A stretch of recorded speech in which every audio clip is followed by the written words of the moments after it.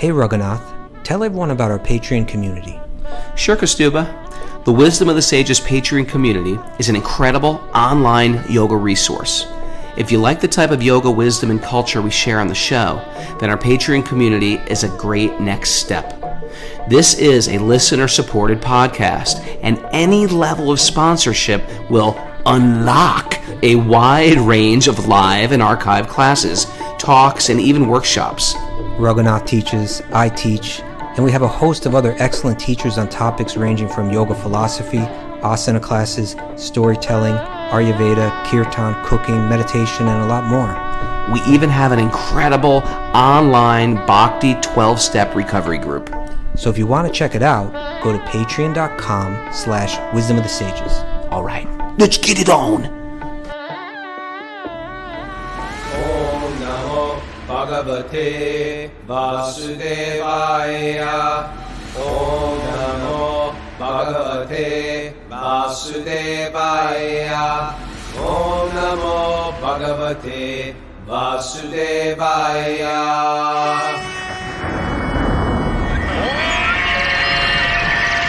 Come on! Live from Vrindavan, this is Wisdom of the Sages, a daily yoga podcast with your host, Raghunath, and co-host and senior educator at the Bhakti Center in New York, Kastuba Das, who's live in Mayapur. Welcome to the show. Welcome to episode number 1262. 1262. Daily study of the Srimad Bhagavatam. And I want to tell you, Kastuba, me and Mara probably had the best day so far of our whole trip. We can't talk about that. We're going to talk all about it. I'm going to give you a about play-by-play, and All you're right, going to love it. play-by-play. You're going Just kidding. Just playing with you. I want to hear about your day. I want to hear the whole thing in detail. well, I'm going to tell you in detail because the details, the beauty's in the details. And today we were like, you know what? The devil's in the details. Let's not do anything but the classic things. We're going to hear. And we're going to chant, and we're going to walk to holy places. And there's no rush. There's nowhere to go. But we had to be somewhere by 11. So, but even that, when you hear that story, it's going to be great. So we just started off walking out the back gate and walking through the gosha where they keep the cows. We lost our You camera. just lost your camera, by the way, bro. Okay. It's okay. I'm going to keep talking. All right. And we just said, you know what? Let's stop in the gosha where they keep the cows. And let's just read about the Vaishnavacharyas. So I had Satyaraj's book, A Life of the Vaishnava Saints. We started reading about Srinivasacharya. You know, Nice.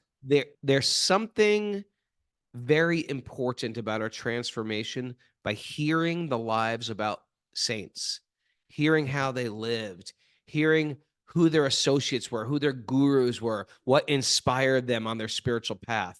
And I'll tell you this something, is my Raghu, whole... in What? relation to that. What? You know, today, of course, is the 150th anniversary of the appearance of Srila Bhaktisiddhanta Saraswati Thakur, Who's the guru of Prabhupada's Srila- guru. Yeah. And I was listening to a wonderful class by Sitala Devi. She's another. She listens all the time. She'll probably hear this eventually. So this was a great class. And one of the points she made was that when he was young, just a boy, Srila Bhaktisiddhanta was very attached to hearing about the lives of the great saints.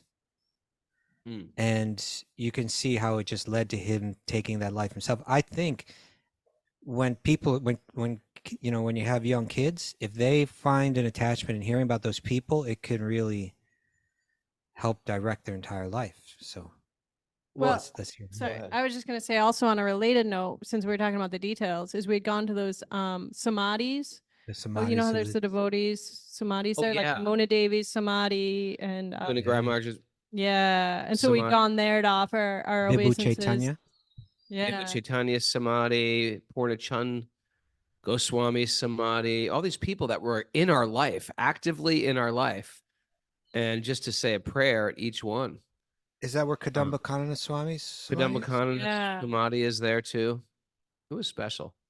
Wow. But yeah, you know why? Because, people, not just children, but adults too, we want heroes. We want people to, like a dropped pin, so to speak, of what direction we should move in our life, archetypes of saintly behavior, and to have that in our consciousness, like, oh, This is how he should behave. This is right. This is noble. This is what success is. That changes our trajectory. And so by reading this, I realized, you know what? I'm going to really dive into lives of the great saints. And I want to know all about them. And their lives are like quite, I mean, Srinivasacharya, he was like, Lord Chaitanya told his parents about, you're going to have a son and your son is going to do my work for me. It's like, it's amazing. So anyway, and they couldn't have children. And they said, you will have a son, even though it was late in their life and they couldn't have, they tried to have children. They couldn't. Then he was born when Lord Chaitanya gave him the blessing. It was a Krishna miracle, a birth baby Krishna miracle. But anyway, that was something we did. And so then continuing on the old Prikram trail, we decided to sit at the, you know what we did? We went to Madan Mohan. And because, Mara's seen all temple up on the hill in Vrindavan. Yeah, that's like the first temple, practically speaking, built. By the Goswamis. This was Sanatan Goswami's temple. Yeah. And I don't want to get into the whole story of it, but it's a beautiful temple. It's an ancient temple. It's like a UNESCO type of protected monument. And not only that, I said, Mara, you know what this place is? Oh, I know what you're getting into. You know where I'm going with this. I know exactly where you're going. I'll tell you where. Grunta Samadhi. The Grunta Samadhi. When prayed there. I took Mara to the Grunta Samadhi. Now, the Grunta What is the Grunta Samadhi? The Grunta Samadhi. Grunta is book. That's why the Srimad Bhagavatam is called the Gruntaraj, the king of all books. But it's the Samadhi where the great saints wrote these books and they realized they got to this point of writing these books and they're like, no, these are too much for humans to understand. We have to put them in a Samadhi so no one can ever read them. Like in a sacred place where no one will ever read them. Yeah. Well, no one will ever read them. So I held on to that Samadhi and I said, please give me a download. The world is ready. Let me be your mouthpiece. And and you're going to let it all out today on the show. Are you ready? So we said some prayers at the Grunta Samadhi. The world's not ready for these books. And onward on the trail, we stopped at the Yamuna and we chanted the Yamuna Astakam. I tell you, things were going incredible. Then we kept, then where did we go from there? Well, you skipped the Kaliya temple, I think. Oh, then there's this ancient Kaliya temple. My guru used to take me to that no one knew about. But since then, it's been sort of found out. I know that place. Right by that place? Under Saraswati? Well, yeah, it's near there. Yeah. And this beautiful Krishna Kaliya deity, which is ancient. They say Krishna's great-grandson, Vajranabh, carved this deity, but it was lost for generations. And you can just see. Did I use this analogy?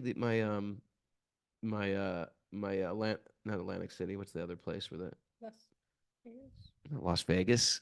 What's that place where on the Jersey Shore where Bruce Atlantic Springsteen City? used to play? Where Bruce Springsteen used to play. Oh, Asbury Park. Asbury Park. So here's the deal. Asbury Park, when Shelter played there, it was a total ghetto. You guys know this. Jeff Eisenberg knows this. Total ghetto in the 90s, early 90s. But at one time, it was a great beach, it was a seaside town that everyone loved. But then it was in the 90s, it was a ghetto. Then they started buying up real estate. Yeah, now it's on the up again. So this is how the material world works. Something's a ghetto, and then it climbs super high, it becomes incredible, becomes polished, and then it crumbles again. And it has cycles like that. I mean, Kaustubh and me walked around Vrindavan when in one sense, it was like ghetto. India was total ghetto. It was a poor country, a poor nation. It was a struggling nation. And now you see India sort of on the rise. They're redoing all these temples. They just built the Ram Mandir. They're cleaning everything up. Here he goes, Mara. No, all I'm saying is in a moment, things can change. And America can be the third world developing nation, crumbling nation. In a moment, you see it already. The currency drops, things like that happen. Rome falls. What does this have to do with the Kaliya temple? It has to do with this deity was like a majestic deity. And then it went underground. When I was young man going to this temple, it was in a box, basically, like a closet. And now they built a huge temple around it. And I was like, man, I can't believe where's this temple? And I go, oh my God, this temple must be the old Kalia temple. And sure enough, it was. It was beautiful. Yeah, it was almost like walking into someone's house before, something like that, wasn't it? It was kind of it was like walking it, not even walking into someone's kitchen. Yeah, it was like that. It's a beautiful temple now. Now it's time for a lassi. And we just happened to be by Bunky Bihari. So we went to get a Bunky Bihari lassi. And then on the way out, because then we had to meet a friend. And now this is very interesting. On the way out, the rickshaw driver just started saying all these different temples as we were passing. And he mentioned a temple that earlier in the day I said, Mara, I'm going to take you to a secret Shalagram temple. Have you ever been to the Shalagram temple? Me? The Shalagram temple? You, the Shalagram. Doesn't ring any bells. Shalagram are the stones from the Gandaki River in Nepal. And there are these, I used to go to this place, a secret little temple, giant beach ball shalagrams. And so I grabbed the rickshaw driver, I pull over. And we went in for this incredible darshan. I'm going to post pictures tomorrow about this. On the sign, it actually says secret Shalagram temple. A secret Shalagram. Oh, that's rugging out. That's just like, yeah. Secret. So anyway, we had this darshan, and this is also in a weird, it's almost like somebody's house above Loy Bazaar. And then we went to, Mandala, who put out Rana Swami's book, is putting out my book. And so Ram Das from Mandala, he's like, the guy is like a genius. And he said, Raghunath, I want you to go to this temple that we just purchased. And they just purchased the Lala Babu temple. Now, Lala Babu, the story was, he was like the first Bengali to have a temple there, outside the Goswamis. And so it was important because Bhaktisiddhanta spoke of this temple. I think Bhaktivinoda Thakur might have spoke of this temple. I'm not sure. But it's got history in the Bengali Gaudiya Vaishnava tradition. So Lala Babu was this wealthy business owner. But because he was trained from youth like a Vaishnav, he got caught up in materialistic life. And then one day, at least the way the person explained it today, it was a vision. But I've heard that he was standing on the streets. He was getting old. And someone said to him, so some lady was sweeping the streets, and she says, the sun is setting, move along, go on your way, meaning get out of my way, I'm sweeping the streets. But when he heard that, it resonated with something in his heart, something that he learned as a child, as a devotee, like, I'm getting old. The sun is setting in my life. And he got rid of his business, and he moved to Vrindavan, and he built this beautiful temple in Vrindavan. And it's been under total disrepair by all his ancestors. So Ram Das created a foundation. They bought this temple. They're going to make it into an educational center. And then they took us to Keshi Ghat. And Keshi Ghat, a lot of you have seen in photos. It's these beautiful temples that have stairways that go into the Yamuna. Now, I never knew this, but there's actually 3 side by side. And Ram Das purchased one many years ago. I found out this interesting news, too. Can you? Okay. So anyway, he purchased one. Your camera. Right? Yeah, she's fixing it. Mara's fixing it. But anyway, they purchased it, and they're renovating it, and they're making it into an incredible museum. And a Vaishnava museum. And the thing is breathtaking, and I'm going to post pictures about it tomorrow. It's breathtaking, and it's right on the Yamuna. You're looking out of these palaces, and it was created by I think the king and queen of Bhartpur, and right next to it, the king of Jaipur built his right next to it, almost like they had a competition. And you know what's interesting? Hmm? Doris Duke. Do you know who Doris Duke is? You're about to say Doris Day. Not Doris Day. Yeah. Doris Duke. Yeah. Who's Doris Henry Duke? knows who Doris Duke is. Oh, yeah. Look up Doris Duke. This is an interesting one. Doris Duke is An American socialite. American socialite. Oh, Mara. Doris Duke. Okay. Doris Duke was an American billionaire, tobacco heiress, philanthropist, and socialite. She was often called the richest girl in the world. Her great wealth, luxurious lifestyle, and love life attracted significant press coverage both during her life and after her death. Where are we going with this, Raghu? Where are we Doris going? Duke. Doris Duke adopted an adult, and the adult happened to be a Prabhupada disciple. Okay. What do you mean, adopted an adult? What does that mean? Adopted an adult! What do you mean? Like she says, you're my child now. I don't know how you It can says do in that. 1988. This is on Wikipedia. Wait, this is on Wiki? Yeah, in 1988. Oh, I was exaggerating. In 1988, Duke adopted 32-year-old Chundi Hefner in Hawaii. Chundi Hefner in Hawaii. So this lady, Raghunath, you know what? I gave you free reign to run wild this morning. I had to work all over the place. No. I'm saying Chundi bought the other one. She bought the Jaipur, the King of Jaipur's place right next door. Yeah. So I'm just saying. A tidbit there. Okay. Yeah. All I'm saying is we had a breathtaking experience. And then they brought us back to the Gopinath Gaudiya Math for an incredible Bhaktisiddhanta celebration of his 150th birthday feast. And, because it's a, traditional temple, so the boys don't sit with the girls, but I could see Mara. And every time they brought something out, I'd like wave to her and she's like waving back. Oh, because it was really good. Bengalis cannot eat a feast unless it has the eggplant fried in ghee. Oh man, that stuff's delicious. So three different types of pakoras. Jackfruit. Shock. Yeah, that shock was great. When they brought the jackfruit sabji out, I thought I was going to lose my mind, and I was waving to Mara. Jackfruit. That was very and good. Then sweet rice and these gulab jamuns that exploded with gulab jamun syrup, like a saffron syrup in the center of it. Yeah, it was the most. It was an adequate. We were just like, today is getting better and better and better. Well, it's funny because Raghu's actually renounced gulab jamuns. Like he's over it. I did. And then as soon as we finished the feast, I was like, oh, that was incredible. And Raghu and I are like gushing about it. And I was like, oh, and did you have that gulab jamun? I've never had anything like it. What was inside it? Was that a saffron syrup? And Raghu was like, I don't know. I didn't try one. I can't believe I missed the gulab jamun. So then he had to go back and get a gulab jamun. So Madhava Maharaj, who was our loving host today, he says, okay, you just eat this gulab jamun here and just put it in my hand.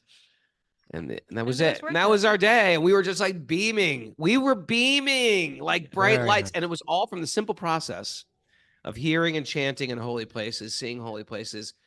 Honoring the great saints. Honoring the great saints. And that's what we're going to. And you know what our plan is tomorrow? The exact same thing.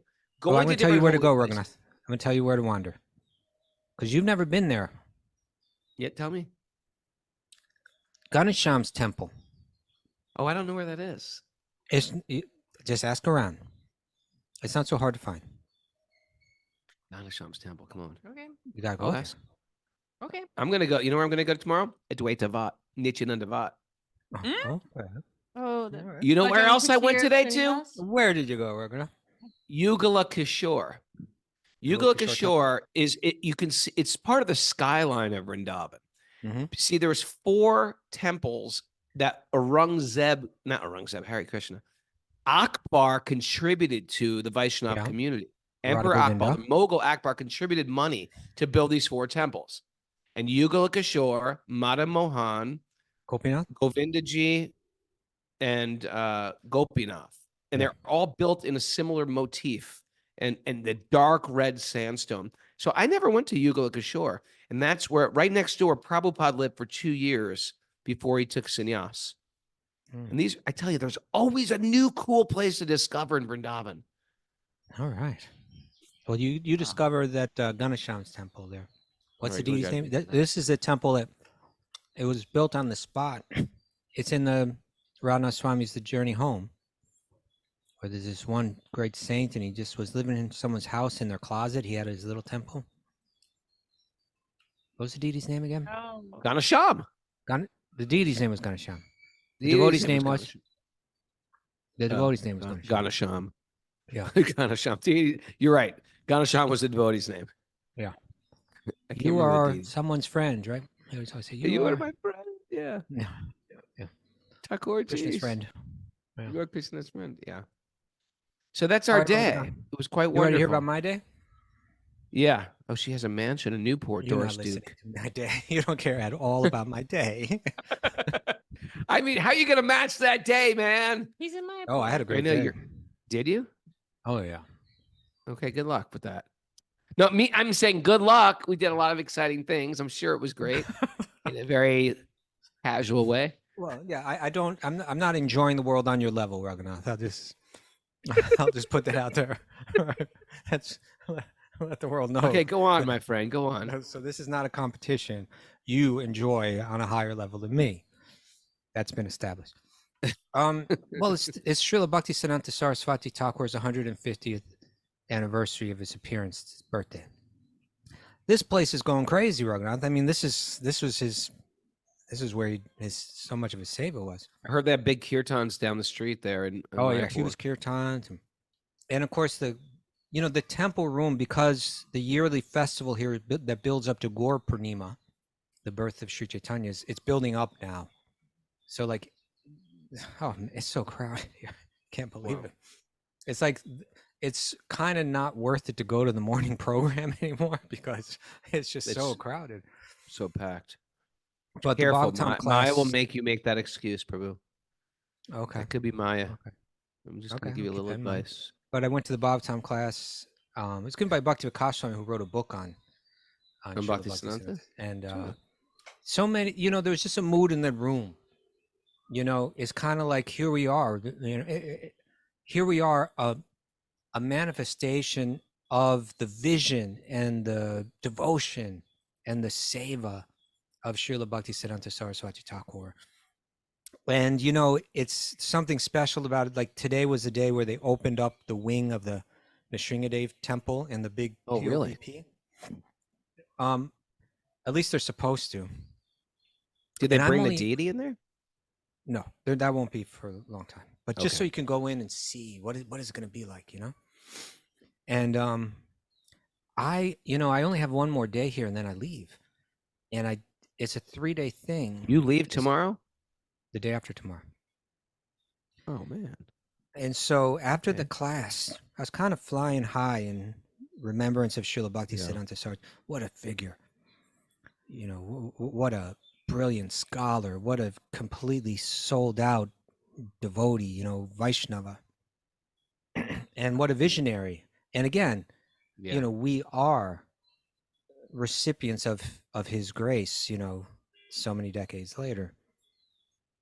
So I wanted to make sure that they're not announcing like when does the thing open and who can go in there and all that. So I just went to the office of the TOVP and I said, are they gonna open it up? Can I go in? Can we go in at some point? And this devotee just said, yeah, go ahead, go. Like that, just go. Oh. So it was like not part of any official tour or anything, but I just had free roaming Reign. rights. Yeah, free to Wow. just go all over that temple. And so, I went into the new Nrsingadev wing. I'm telling you, like there's a mastery in the architectural design and everything. It's powerful. breathtaking. It's breathtaking. Especially when when you get in there and you get in that like circular pit, and then you look two flights up. It's this tremendous vyasa, asana for him with a massive black Umbrella. granite Sudarshan chakra in the background. And then you go 2 flights up and you have like all the different devas are looking down. There's Lakshmi and Garuda behind him. And then there's Brahma and there's Shiva and Indra and Surya. They're all like looking down. It's powerful. It's really powerful. And then today they were doing some special yagna, some special ritual in the center of the TOVP itself. Had a massive thing set up. And on the altars in there, they had life-size replicas of the deities that will be there. Oh, really? When they do open, so you could really get a feel for what it's going to be like. Wow. That was powerful. And I mean, when you're on one end of that temple and you look down and you see where you'll be able to look for like 150 yards and see Lord Nrsingadev in his temple. It's going to be powerful. And then I went up, Raghunath. I went up to different levels, and I looked down, and Oh, then I did went you? up to those big platforms up there, those big domed platforms. Well, didn't you go during the Wisdom of the Sages tour when we were there? We just stayed right down at the bottom and hardly saw anything. I was able to Oh. go everywhere, anywhere, and everywhere. Really? You know, I wanted to was go. sick that day, so I didn't take the tour. Yeah, yeah. So Missed it. you know those platforms that have domes like up. You know what I'm saying? Like there's Yeah. there's the main dome, then there's two other, There's mini domes. and then there's these mini domes that are like big platforms. You could bring 200 people onto those platforms that have incredible programs. You're way up in the sky, and every angle that you look at is majestic. It's so powerful. And I was just chanting my rounds and thinking, you know, I wanted to read something about. Can I read you? Can we do a little Bhaktisiddhanta? Yeah, you know what? It's my realization. You study the lives of great Let's do it. saints, it makes you aspire to be that. Let me read you a little something, Raghunath, okay? Sure. This is describing a time when Srila Bhaktisiddhanta Saraswati Thakur, he was born the son of the great, brilliant saint and writer and songwriter and just bhakti figure, Srila Bhaktivinoda Thakur. And he was incredibly, Srila Bhaktisiddhanta, his son, was this incredible intellect, even as a boy. Like he was into debate, and he was into, you know, and he was editing books as like a child practically, and he, you know, just like a super another level personality. And then he said, I'm going to take up the mission of sharing the teachings and the grace of Sri Chaitanya and the teachings of pure bhakti yoga. And what he did was he took a vow, but before I do that, I'm going to prepare myself by chanting 1 billion names of Krishna. 1 billion? 1 billion. 1 which billion. meant 1 How many billion. rounds? I don't know how much that is, but it took him 9 years of more or less just practically chanting all day. Oh, really? Well, maybe I have chanted 1 billion by now. You know what I mean? Well, We've been then chanting a you're long prepared. time. Yeah.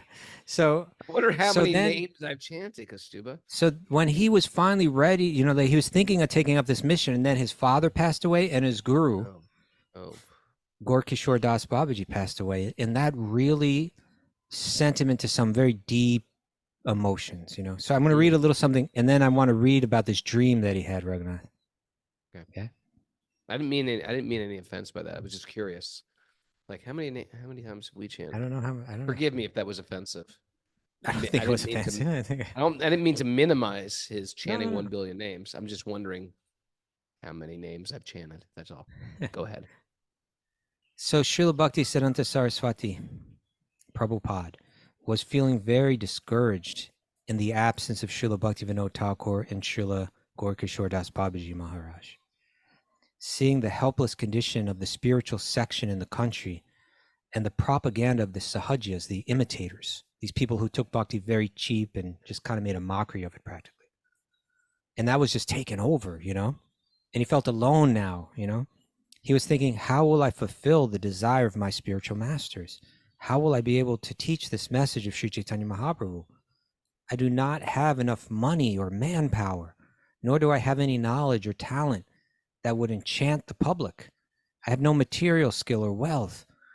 How can this grave task be performed by me?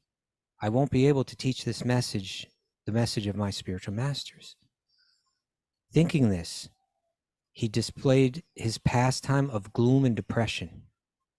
Then one night, he saw in a visionary trance that Lord Chaitanya had arrived from the east side of the Yoga Peeth temple with his associates. Amid the sound of kirtan, he was ascending to his birth site. With him were the 6 Goswamis, Srila Jagannath Das Babaji, Srila Bhaktivinoda Thakur, and Srila Gorkishore Das Babaji. They were all present in their effulgent transcendental forms. They appeared before him, and somehow in unison, they said the following to him. You ready? Yeah. Saraswati, why are you worrying? Begin the task of establishing pure bhakti. Distribute the message of Sri Chaitanya universally. Expand the service to the holy name, abode, and desire of Sri Chaitanya with unbreached enthusiasm. broadcast this message of bhakti, innumerable people, immeasurable opulence, and boundless scholarship awaits the blessing to serve your mission. All will manifest when required. Come forward with full strength to distribute the message of Sri Chaitanya's Prema Dharma throughout the globe. No worldly hindrance or menace will be able to obstruct this undertaking of yours. We are forever with you. Boom. Right? And I heard that, I heard that after I wandered all over, went up high, came back down, saw that whole massive temple. I came in and I listened to this lecture by Sitala where she read that, and I was saying, my God, it's all so true. It's like, and I'm living right in this moment of history where this, grand temple, which is kind of like the center of the hub of the mercy of Sri Chaitanya, throughout the world, has been established. When it says, innumerable people, I'm in that temple room and you can't even move around. There's like so many thousands of people there to hear Bhagavatam, innumerable people, immeasurable opulence, boundless scholarship awaits the blessing to serve your mission. This was fulfilled, and it's being more and more fulfilled all the time. I really see it. Now, I want to read another thing. What's that? Yeah, more goodies there. I say it's exciting time to be It's into an exciting bhakti. time. I was feeling just so there, being in that temple, hearing that class, feeling his presence. This is something that this is something for all of us bhakti yogis who do the practice of chanting the names, whether in kirtan, especially if you're into kirtan. I think this should be mandatory for every kirtan training done. Okay. All right. Write this down. Is mandatory for all kirtan trainings. Mandatory. And for everybody that picks up a bead bag and a japamala and chants, hear this. This is life changing. This is good stuff here. You ready? Okay, we're ready now. He says, you cannot vibrate the holy name simply by moving the lips and tongue. All right. In other words, he's saying it's more than just the sound that we make with our mouth. For it to be Krishna, for that sound to be non-different from Krishna, right? Ready? You cannot vibrate the holy name simply by moving the lips and tongue. The pure name of Krishna is not lip deep, but heart deep. Not lip deep. Write that down. Not lip deep, heart deep. Heart deep. Ultimately, it goes beyond the heart and reaches the land of Krishna. When Krishna comes down, the name comes through the heart and moves the lips and tongue. And that vibration is the holy name of Krishna. And when Krishna in the form of sound descends from the transcendental world into the heart, and from the heart, controlling every aspect of the nervous system, comes to the lips and tongue dancing, that is Krishna's name. How about that, Raghunath? I love it. I love it. It's beautiful. It's the power of the parampara. Also, and I think a lot of people listening to this, when they've tried to explain bhakti to someone, and it's as if they're not even talking. It's like Krishna's speaking through them. And sometimes people will say to me or to you, they'll be like, wow, what a great class. It's not like you and I were trained to be orators or anything. It's that we are just like imbibing through reading and through hearing the philosophy that has been trickling down for millennia. And it's landing in the Lower East Side on our laps in New York City. And then we're just sort of like, your body. and it's just coming out of your mouth. And that's why people have even been into bhakti for a very short time. They can speak with such strength and authority because it's as if Krishna's speaking through them. And it will, and it has the ability to change other people. It's very powerfully, it's a transforming energy going through your body that's transforming everybody that hears it. Mm. You know who had that experience recently, Raghunath? Who? Chapuji. Oh, Chapo. What's up with Yeah, Chapo? because she does a lot of teaching. She's our regular Zoomer here, and she teaches. A lot of my classes she's taken, and then she kind of takes from them and organizes it in her own way, and then she presents it to different groups. Like she's got something called Dharma Shiksha Sangha, which is just for yoga teachers. And it's for yoga teachers to check in once a month. And she shares different teachings, different ideas, things that they might want to teach, and practices that they can do themselves to help them understand it. That's great. And so, I'm trying to see if I can pull it up here, but she wrote to me saying exactly what you're saying, that, how excited she was. She was saying that she could feel the message was going through her out to these people. And it's like, I don't even know how I'm saying the things I'm saying, That's the power of feeling, an right? electric current, Yeah. I stick a fork in the electric Yeah. socket, and then I touch Mara, and then you touch her, and we're all getting an electric shock. So it just happens when you connect with the bona fide parampara. It's going through you. In the same way you hear people try to speak a spiritual talk, and it feels like you and I have done this. We've heard people there's certain people who claim to be gurus and stuff like that. So we listen to them because we like to give and, be open-minded about these things. But some people, they just like, what are you saying? Like, where is this coming from? It makes no sense. We feel like they're disconnected from any lineage. And sometimes you can take your notes and do your studying and do all this, and nothing comes through, even though you're saying the exact things that you studied and read. It's not alive. It's not alive. And part of the way to make it move through you is your ego has to be out of the way. You can't okay, this is my chance to step into some big sandals here and prove to them that I'm very, very wise in yoga philosophy. It's not you. It's got to be the complete opposite. I know so little. Please, Guru Maharaj, please empower me to speak. I don't know so much. And then all of a sudden your body becomes taken over. It's like we're getting possessed by spirit. And the same with kirtan here, right? Like the pure name of Krishna is not lip deep, it's heart deep. So in other words, I need, if you're sitting down there to lead kirtan, you think, okay, I'm going to blow everyone away now. Or, okay, I'm going to, right.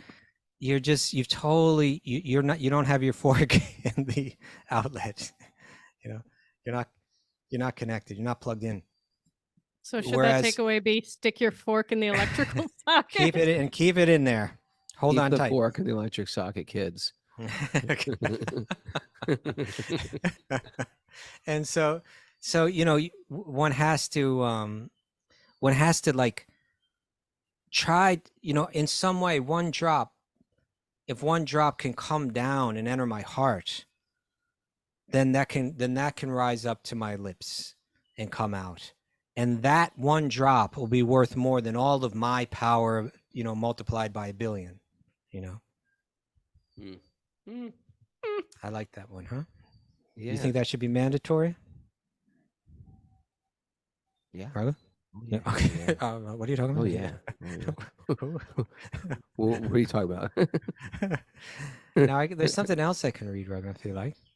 All right. You got some good stuff for Bhaktisiddhanta. This is great. Yeah. This is a great celebration. It's not just about a feast, although the feast is important.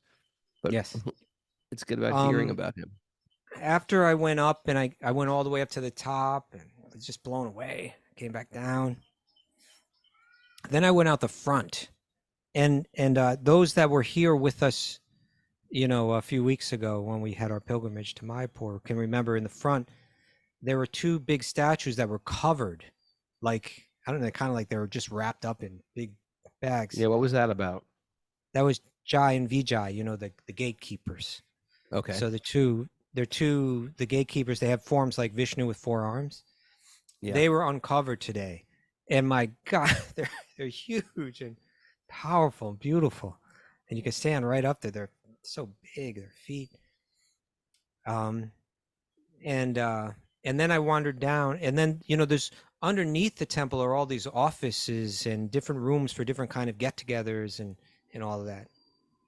And I went in there, and there was a display about Srila Bhaktisiddhanta Saraswati Thakur, his whole life, and all kind of artifacts were kind of reproduced, different quotes and all kinds of writings and lots of photographs of him. It was really, really well done. I was really impressed. You know, I'm really looking forward to going to Ultadunga. Ultadunga, that's where he met Prabhupada. In And he met a bunch Calcutta. of people there. He also met Puri Maharaj there. I just found Okay. out. So that was the spot. I think the same people that did this display, and it was really done very tastefully with very nice graphics and well curated, very well curated. And on the walls there, I was reading these messages that were Srila Bhaktisiddhanta Saraswati's last teachings as he was about to pass away, his last instructions. So there's a lot of them, but I thought I'd just highlight some of them. Okay. Hmm? Does Go it ahead. have the last words he said? I don't think this is the very last words he said, but kind of the Okay. last formal statement that he made. Okay. Very interesting. I'll just read some of them. In order to satisfy the transcendental senses of the one non-dual supreme truth, Okay. remain united in following Radha, the original reservoir of love for him. You like that? Yeah. Okay. Yes, I do. Everyone, make the effort to perfect your worship of Sri Hari, of Krishna. Make this the only purpose of your lives. You know that purpose can play out in a wide variety of ways. It can play out in caring for others in so many different ways. So, but that's always the purpose, right? What was that thing we quoted some weeks ago? About the revolution. Do you remember that one? Like, it's always about the revolution or something like that. Do you remember that one? Revolution won't be televised, that one? No, not that. Gil Scott Heron. I know that. It's always about the revolution. In other words, it's always about, anyway, pleasing Krishna. Maintain your worldly obligations in whatever way you can, but make the eternal principle, devotion to Krishna, the true provision for your voyage through life. You like that one? Yeah. In other words, you know, there's so many rules and regulations and this and that, but in the end, just do what you got to do. Maintain your worldly obligations in whatever way you can, but make the eternal principle, devotion to Krishna, the true provision for your voyage through life. Let hundreds of dangers, insults, or persecutions come, but despite them, do not give up your bhajan to Krishna. And these are deeply realized instructions, you know? Someone who really went through it in life, and it was so incredibly, I mean, this is the heart of a real bhakti yogi. Lord Chaitanya destroys all obstacles on the path. He will surely be merciful and give you a place at his lotus feet. When you see that most people are indifferent to Sri Krishna and show no interest in selfless service to Krishna and in talks about him, don't be discouraged. Most of all, never give up your bhajan, your life and soul. Why would you accept the poverty of a life without hearing and chanting about Krishna, your soul wealth? Why, Raghunath? Why? I don't know. Beg for Krishna's lotus feet, the ultimate benediction for all living beings. The Lord is all powerful and will quickly fulfill your desires. Krishna is not incapable. He is omnipotent, and his servants' desires never go in vain. I've got to beg more. I've got to beg Krishna. Krishna, come on. Begging. There are That's people how I that beg. live in this consciousness, you know, Yeah. trusting, you know, and they're better off for it. That's been my observation. Please always chant the name of the Lord, being humbler than the blade of grass and more tolerant than the tree. Give all respect to others and demand none for yourself. Make the worship of the holy name the most important aspect of your devotional life. Ah, It's purifying to hear this, isn't it? It's just like no nonsense. Just like, let's read a little bit more. Srila Bhaktivinoda Thakur is the best of the followers of Sri Rupa Goswami. The pure joy of devotional service comes in the stream that started with him. That stream is holy and full of nectarian flavors of devotion. Even 100 Delicious. obstacles will never obstruct it. That's what's happening. You know, we are new to this. We are come from all kind of crazy backgrounds and warped experiences. Twisted, jaded, perverse, warped. But we're still, nuts. somehow we find ourselves caught up in that flow, that pure joy of devotional service that started with him. And we can taste some of, at least a drop of that the nectarian flavors of devotion. Nothing can stop it. Intelligent persons who have bathed in the waters of that stream should endeavor to fulfill the heartfelt wishes of Bhaktivinoda Thakur. So good. While living in this world, we may encounter many difficulties, but there is no need for us to ever be bewildered by these difficulties. We need make no effort to remove any of these obstacles. What is necessary for us while we are still here is to learn what is beyond, what will be the nature of our eternal life. It's interesting. There is a beyond. Yes. There's a beyond. As much as this world seems real, it's a reflection. Radhanath Swami had this great analogy that I never heard. We listened to Radhanath Swami lately. And he had this analogy. He's like, there is too much of an investment in the reflection. Yes. Instead of what's real. It's Yes. like you're putting makeup on the mirror and lipstick on the mirror. Is that a great? And once you move your face, you can realize, like, this is stupid. What am I doing? Nothing behind it. Yeah. There's nothing behind the mirror. Our whole life is an investment in the reflection. And I've been enhanced in no way myself. No, it's everything we're going to lose. Yeah. That's great. And it becomes humiliating after a while, or it seems foolish to anyone observing. And Srila Bhaktisiddhanta is just like this breath of fresh air. It's like I'm walking in, and I'm not going to pander to your, to whatever the latest New Age talk is, or I'm going to bring your mind to reality. Okay. He says, let me realize at this very moment the nature of my eternal spiritual identity and my eternal life in the spiritual world. There are so many things that attract and repel us. There is no end to the things that we want and don't want. And people say, yeah, I want this and I don't want that. Yeah, so we try to get the things we want and avoid the things we don't want, right? Isn't that how we move through this world? Right. He says, we have to resolve what exactly we do or do not want and decide to search out our devotional service to Krishna, the eternal truth. Just resolve it. Get it done with, You're going to get married? Okay, get married. You're not going to okay, then don't. You're going to move over here? Okay, then move, get it done with, resolve it, and then decide to search out your devotional service to Krishna, the eternal truth. Right? Don't get caught up. Do what you got to do, figure it out, get it done, and get focused. Right? If you wish to conquer over attraction and repulsion, then you should remember that by becoming attracted to the transcendental holy name, you will be delivered from them. Oh, yeah. Bring your mind to that name. Do it in kirtan, do it in chanting your japa. Then you will understand the nature of the service to Krishna and the taste of his divine topics, hearing about his pastimes from Bhagavatam. Then you will feel nothing but disgust for the other insignificant pleasures of this world. Makes me sick.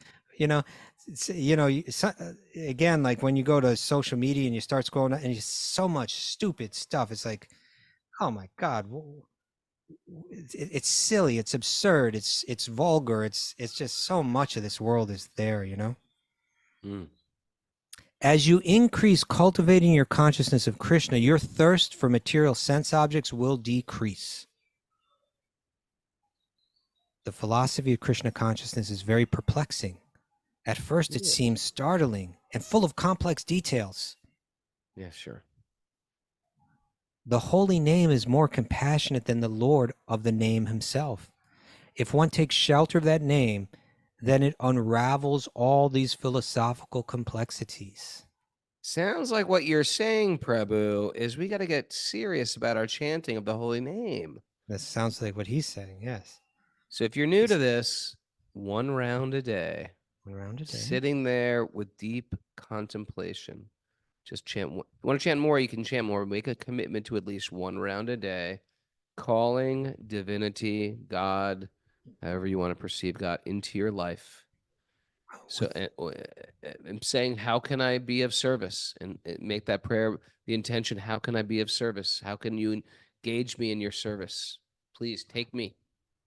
With every bead, excuse me, with every bead, chant one pure name, let it ring throughout your consciousness, right? Just one Hare! at a time. Yeah. He continues. A few more. The treasure of the love for Krishna is the eternal goal of our lives. At every moment, personal desires interfere with our realizing it. Selfish desires, right? Desires disconnected from that. By taking shelter of the holy name, all these obstacles are removed, and we can obtain the fulfillment of our true desire to dwell in the realm of pure love of Krishna. In this world, no one is the special object of my affection, nor do I have the slightest hostility towards anyone. Whatever arrangements we make in this world are momentary. There is no need to waste time thinking about gain or loss here. Mm. The only thing anyone should strive for is the one supreme goal of life. That is the treasure of love for Krishna's lotus feet. So join together, all of you, and strive for this goal. Work together harmoniously with a single thing in mind and a single understanding. Working together with the same purpose, you will become qualified for the service of Radharani, the original reservoir of love for Krishna. Boom. Good night, everyone. That was beautiful. He's purifying. I love hearing his instructions, It was beautiful. Yeah. Doris We Duke. got to focus on what's real. We got to let go of all the petty stuff. Get stuck in the quagmire. Miss Mara, let's have some takeaways. We can start with adopt an adult. Adopt an adult if you feel like it. If you feel like it. Attachment to hearing about great saints strengthens our faith. Yes, it does. Adopt one. Adopt that practice. In a moment, Rome can fall. In a moment. Hey, Asbury Park. Asbury Park. That's all I have to say. Crumbles, property values go up, crumbles again. It's the whole material world. And Bhaktisiddhanta mentioned that at the end. These things will come and go, right? Yeah. The pure name of Krishna is heart deep, not lip deep. No. Heart deep, not lip deep. How deep is your love? Move Lip your deep. ego out of the way. Move your ego out of the way to be an instrument of spirit. An instrument of spirit, Mara. That's a good one. Mhm. An instrument of spirit. Stay plugged in to parampara. Keep it plugged in. Take that fork, stick it in the socket. Stick it And in the hold on plug, tight. kids. Stand in water. Hare Krishna, don't do that. Never give up your soul wealth, which is your bhajan. Mm-hmm. Wasn't that Kramer versus Kramer when the mother stepped in the water and died in the opening scene. Raghunath, I think you're getting lost in some of that stuff Bhaktisiddhanta Saraswati Thakur was talking about. Just let it go. Let it go. Make Krishna your purpose. Krishna, your purpose. Make Krishna your purpose. That's a good one. No need to be bewildered by obstacles or try to remove them. No need. No need to adopt No an need. adult. No need. Ganesham. No need. No need. That's where you have to go tomorrow. No Raghunath. need. No need. No need. Krishna Gopi loves you, Krishna Janavallabha. friend. That's the I am temple. very- Gopi Gopi Janavallabha. Janavallabha. I am very small. I am very low. You are very big. You are Gopi Don't it- Janavallabha's friend. Don't enhance and beautify the reflection. Yeah, that was a good one, Raghunath. I like that one. Like that? Lipstick? It was not mine. Become qualified for the service of Radharani. Mm. And Okay. All right for that. you like that? Yep. And beg for Krishna. Beg for those glove jamuns. That's what you should be begging for. Oh, They were God. offered to Krishna. It's none different than Krishna. Beg for them. Okay? Beg for Krishna, cry for Krishna. Oh, Krishna. Throw your. Thanks for everybody for joining us today. Beg. What a day. What a great day it has been. You know what happens next? We take a little break for 10 minutes, and then we walk over to the temple for the evening program. And then we take prashad. That's the day today. Nice.